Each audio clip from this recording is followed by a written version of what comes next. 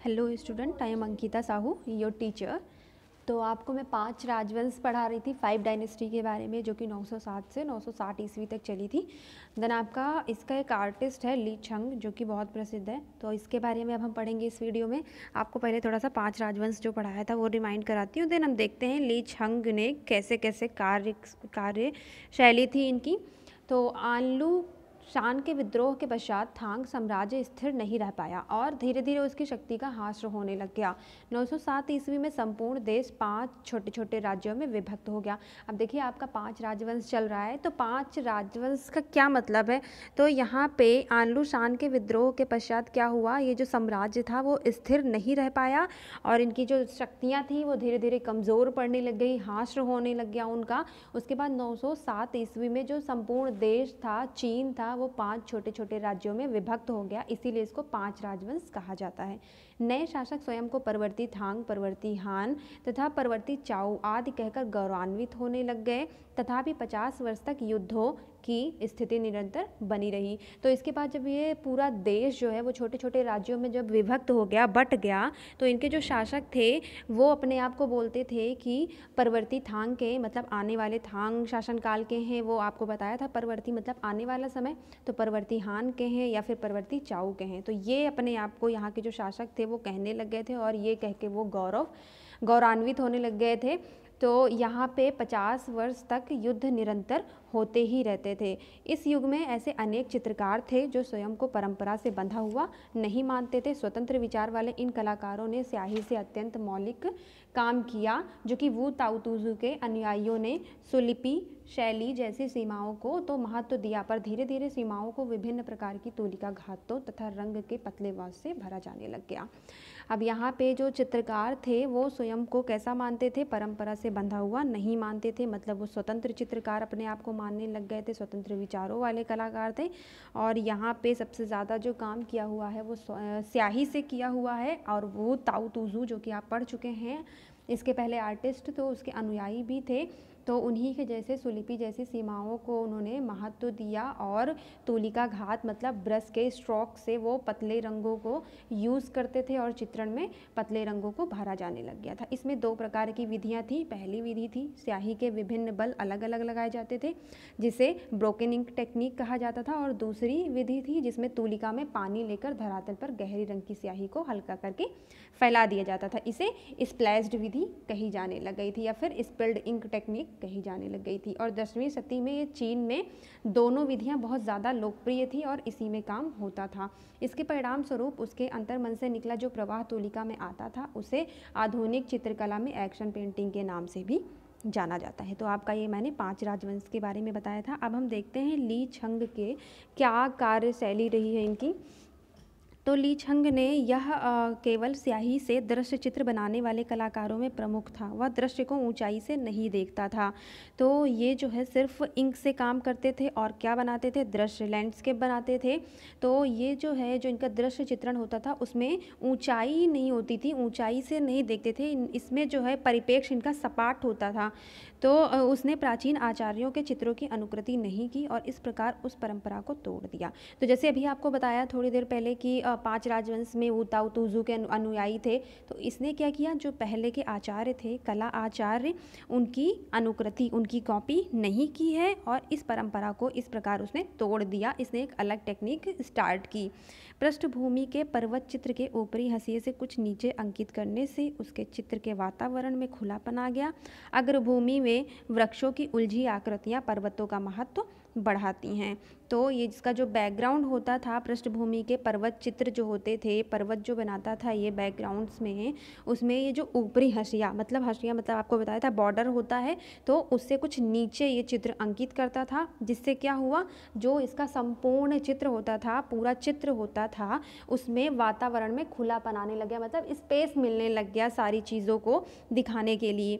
जो इसकी अग्रभूमि थी, जो इसका फोरग्राउंड था, वो वृक्षों से उलझी हुई आकृतियों से बनता था। पर्वतों का महत्व भी बढ़ने लग गया था।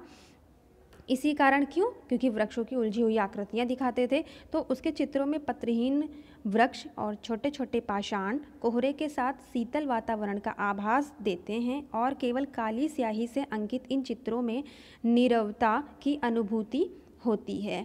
तो उसके जो चित्र होते थे वो कैसे होते थे, पत्रहीन वृक्ष, मतलब बिना पत्तों के बनते थे जो इसके वृक्ष होते थे, और छोटे छोटे इसमें पाषाण मतलब पत्थर के टुकड़े बनाए जाते थे। जी बेटा, और इसने छोटे छोटे पत्थरों के साथ कोहरे भी दिखाए हैं, और इसका जो वातावरण होता था, जो पूरा ये अपना दिखाता था दृश्य में, वो शीतल आभास वातावरण होता था, और केवल काली स्याही से ही इसने चित्रण किया हुआ है, जिसमें नीरवता की अनुभूति है। नीरवता मतलब कोई शब्द नहीं है, उसके चित्रण इतने अच्छे प्रकार के थे। अब देखते हैं आगे कि ली छंग ने और क्या कार्य किया। ली छंग के कार्य में प्रथम बार पुराने विचित्र तथा भयंकर आकृति वाले चीड़ के वृक्ष पृष्ठभूमि छोड़कर अग्रभूमि में आ गए। यद्यपि बर्फीले शिखर ही चित्रों के मुख्य विषय रहे। तो जो ली छंग ने काम किया, पेंटिंग्स बनाई, उसमें जो पुराने विचित्र चीज़ें बनती थी, जो कि आपने पात्रों में भी देखा, अजीब अजीब प्रकार के चित्रों का वर्णन होता था, तो वही पुराने विचित्र जो चित्र होते थे, भयंकर आकृतियाँ होती थी, वो ली छंग ने चित्रकारी की है उनकी। और इनके जो चीड़ के वृक्ष होते थे वो बैकग्राउंड में बनते थे, और इनके पहाड़ और पानी ये सब इनके फोरग्राउंड में बनता था। तो जो ली छंग हैं उन्होंने क्या किया, वृक्ष को पृष्ठभूमि से छोड़कर अग्रभूमि मतलब फोरग्राउंड में बनाने लग गए थे। लेकिन यहाँ पे सबसे ज़्यादा जो चित्रण करते थे ये लोग, वो बर्फीले शिखर का ही चित्रण करते थे, उसी टॉपिक को लेके काम करते थे ये। उसकी अन्य कृतियों में प्राकृतिक के फंतासी भरे रूप ही मिलते हैं। तो उनकी और भी कृतियाँ मिली हुई हैं, और भी इनके चित्रकारी मिली हुई हैं, एग्जाम्पल्स प्राप्त हुए हैं।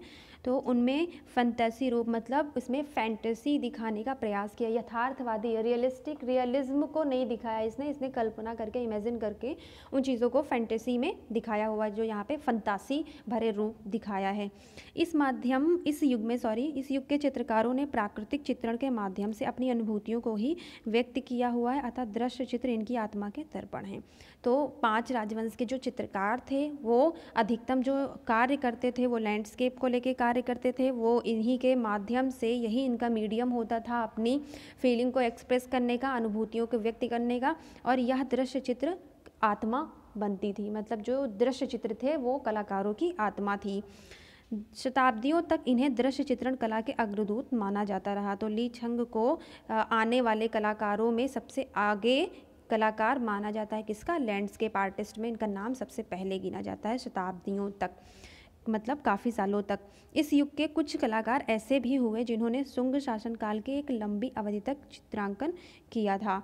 तो इस युग में, किस युग में? 5 राजवंश जो आपका चल रहा है, तो कुछ इसके कलाकार ऐसे भी थे जिन्होंने शुंग काल तक काम किया, लंबी अवधि तक चित्रांकन किया। शुंग शासनकाल अभी आप आगे पढ़ेंगे तो उसमें भी आपको ये चित्रकारों का नाम सुनने को मिलेगा। अब देखते हैं आगे। शुंग काल आपका नेक्स्ट स्टार्ट होता है, आपका 5 राजवंश खत्म हुआ।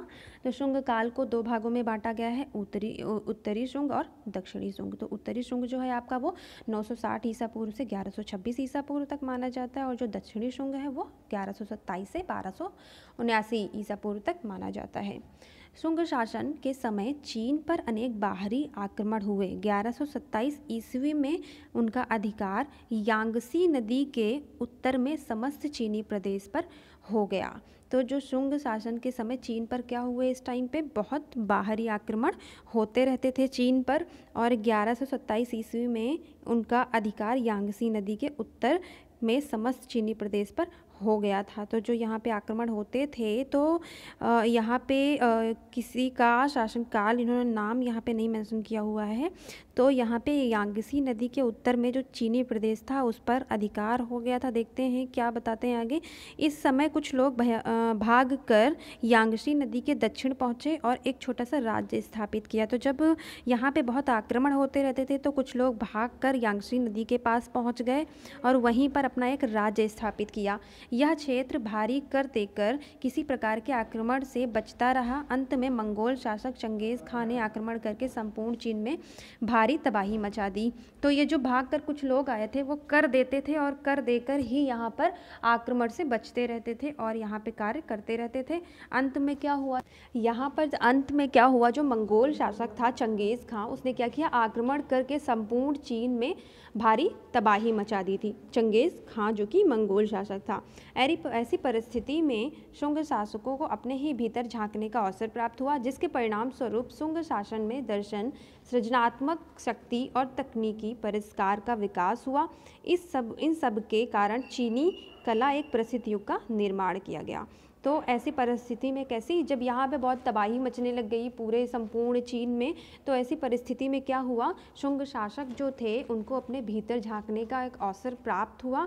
इसके बाद इन्होंने क्या किया, इसका एक स्वरूप निर्धारण किया। शुंग शासन काल इन्होंने एक अलग तरीके से प्रेजेंट किया और इनकी सृजनात्मक शक्ति, मतलब जो इनकी क्रिएटिविटी थी वो बाहर निकली और इनकी तकनीकी परिष्कार का विकास हुआ।